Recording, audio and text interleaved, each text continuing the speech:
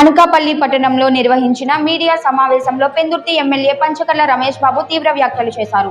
దేవునికి ఎవరు అపచారం చేశారో రాష్ట్ర ప్రజలు చూశారు. ప్రజల విశ్వాసాలను దెబ్బతీసేలా వ్యవహరించిన వారిపై ప్రజలు తగిన తీర్పు ఇస్తారు అని ఆయన అన్నారు. మీడియా మిత్రులకు నమస్కారం. మా మిత్రులు చెప్పినట్టుగా మరీ వెంకటేశ్వర స్వామితో ఎవరు పెట్టుకున్నా ఆ దేవుడు చూస్తూ ఊరుకోడు.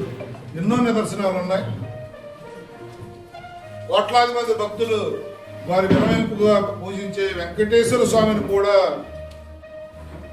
కౌన్సిల్కి తెచ్చి కాళ్ళకు చెప్పులతో మీరు చేసిన వికృతమైన శాస్త్రాలు ఇప్పుడే వీడియో రూపంలో మీకు చూపించడం జరిగింది. దీన్ని అతి తీవ్రంగా మేము ఖండిస్తా ఉన్నాం.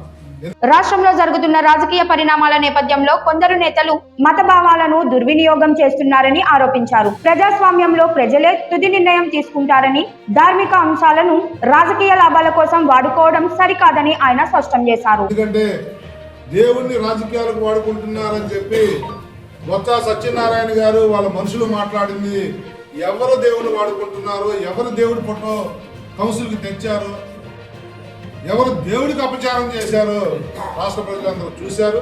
దాన్ని తీవ్రంగా ఖండిస్తా ఉన్నాం. గతంలో ఎన్నో వికృతమైన శాసనాలు మా వాళ్ళు వచ్చి ఇంకొక రెండు చెప్తాను. తలానేలాలు కూడా ఎక్స్పోర్ట్ చేసి 100 కోట్ల రూపాయలు దండుకున్న వైనం మనం చూసాం. వారి సమయంలో అన్యమత ప్రచారాలు కానీ వికృతమైన శాస్త్రాలు కానీ కొండ మీద ఏం జరిగాయో మనం చూసాం. ఈ సందర్భంగా ఆయన ప్రభుత్వ విధానాలపై కూడా విమర్శలు గుప్పించారు. ప్రజా సమస్యల పరిష్కారానికి కట్టుబడి ఉన్నామని, ప్రజల విశ్వాసాలను కాపాడటం ప్రతి ప్రజాప్రతినిధి బాధ్యత అని పేర్కొన్నారు.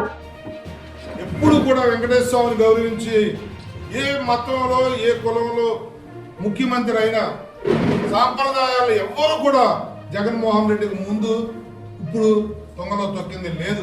ఒక జగన్మోహన్ రెడ్డే హిందువుల పట్ల విషం కక్కుతా ఉన్నాడు. ఆయన ఏది చెబితే అది పాటించే తందాన ఆడే వాళ్ళ బ్యాచ్ ఆ తప్పును అమలు చేస్తా ఉన్నారు. దీన్ని తీవ్రంగా ఖండిస్తా ఉన్నాం. ఎందుకంటే ఎన్ని తప్పులు జరగాలో అన్ని తప్పులు జరిగాయి. ఈ రోజుకి కూడా నువ్వు రోడ్డు మీదకి వస్తే అరగంట జర్నీ కార్యక్రమాన్ని 6 గంటలు 7 గంటలు చేసి జనం పబ్లిక్ ఇబ్బంది పెడతా ఉన్నారు.